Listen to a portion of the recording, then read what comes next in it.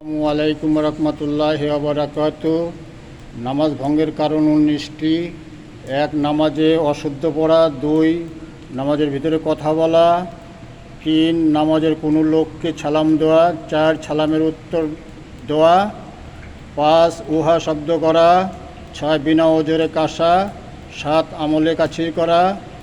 8. বিপদে কি বেদনায় শব্দ করিয়া কাঁদা। 9. 3 তবজি পরিমাণ সময় ছতর খুলিয়া রাখা। 10. মুক্তাদি ব্যতীত অপর ব্যক্তির লোকমা লওয়া। 11. সুসংবাদ কি দুঃসংবাদে উত্তর দেওয়া। 12. নাপাক জায়গায় সেজদা করা। 13. কেবলা দিক হইতে সিনা ঘুরিয়ে যাওয়া। 14. নামাজে কোরআন শরীফ দেখিয়া পড়া। 15. নামাজে শব্দ করিয়া হাসা। 16. নামাজে সাংসারিক কোনো কিছু প্রার্থনা করা। 17. হাসির উত্তর দেওয়া। 18. নামাজে খাওয়া বা পান করা।